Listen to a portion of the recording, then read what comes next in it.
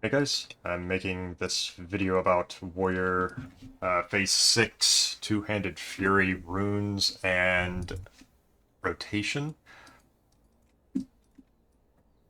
Currently, my parses actually haven't been as good as I was hoping they would be.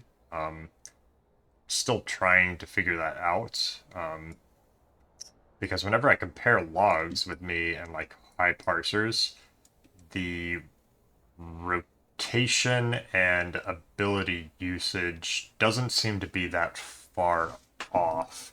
Obviously, they have much faster clear times because they're actually in a parsing guild. Most of the fights for the guild that I'm in currently last about 2 minutes, which really isn't ideal for Two-Handed Fury at this point of time, since our reliance on Diamond Flask and Death Wish and Recklessness all kind of want the fight to be around that 1 minute time frame. But either way, I'm pretty sure, pretty positive that this is the correct rune setup. You can see it here on the left. And the rotation that I'll be showing you guys should be about correct. You can min-max a little bit better than I do, just by using quick strike and heroic strike at more opportune times. But for the most part, this should be a pretty decent guide to get you started, and then you can start to min max and adjust your play style according to what your guild needs. For the runes, we're running Taste for Blood. Obviously, it's like the backbone of the entire kit. We're going to go with Blood Frenzy. I think you could probably make Raging Blow work. However, it makes the rotation a little bit awkward currently, so I just run with Blood Frenzy. Blood Surge, obviously, for the free slams. Frenzy to Assault, so you attack more and generate more rage. Your feet, you could use any of these three, really. Anything but Gladiator Stance, and you'd be fine. I use Rallying Cry for the raid help. For wrist, you kind of have a choice between Rampage and Wrecking Crew. Either of these work. Rampage is better if you're in a guild that actually has faster kill times. This is much stronger in 30, in shorter fights. Obviously, Wrecking Crew you'll get a little bit more value out of in longer fights if your guild isn't super quick at killing these bosses. Your rings, whichever weapon you're using. Obviously, you want to aim for Edge of Madness or Edge of Insanity, Dark Edge of Insanity, as a warrior.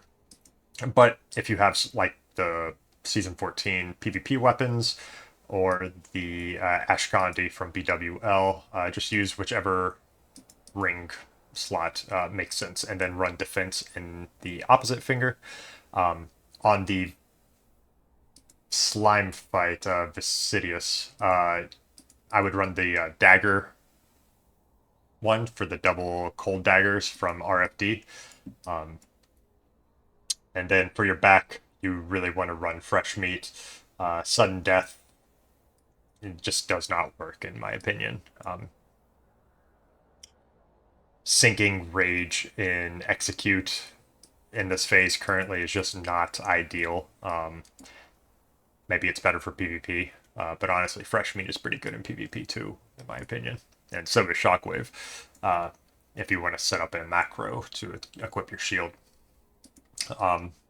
As for the rotation, I guess like before pull rotation, you're probably going to want to run Blood Rage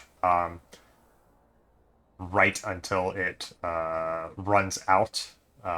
So it actually ticks for 10 seconds. You're considered in combat for this period of time.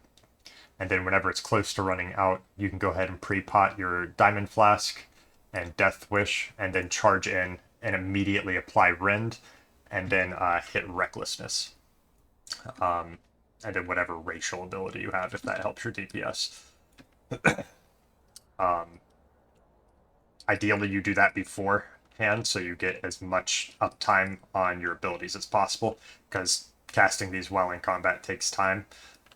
If you are going to cast it in combat, if for whatever reason you forget or something, make sure you're queuing up Heroic Strike throughout the duration that you're popping your buffs, right? You want to be spending your rage, making sure that you don't fill it up to 100, and getting as much DPS as possible. And you should have Wild Strikes or Wind Fury to assist with rage generation anyway. And then as for in-combat rotation, you're going to want to be spamming Bloodthirst and Overpower whenever they are available. So we're first going to apply Rend to a target, Bloodthirst, and then you're going to want to Overpower whenever your Taste for Blood proc comes up. Whenever Blood Surge procs, I go ahead and use Slam. You could probably min-max this a little bit better, making sure your Bloodthirst is on cooldown before you Slam. However, you do run the slight risk of it overriding with another Blood Surge proc, so just be aware of that. And then as your filler, you're going to want to spam Quick Strike.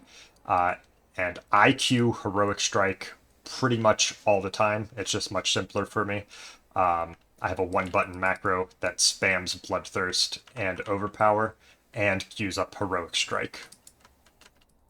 So for this, I'm just going to run Wrecking Crew, but if you do run Rampage in your fight, you would just use this at the start of your fight whenever you pop all of your other important cooldowns to get the most out of it. So first things first, we're going to charge in and apply Rend.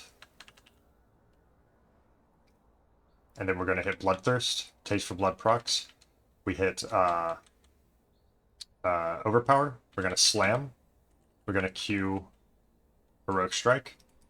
And there you go. That's pretty much the rotation. And we would just do that over and over again. I ignore Execute. I don't know if this is correct, but I get the feeling that it doesn't seem particularly strong as a rage dump.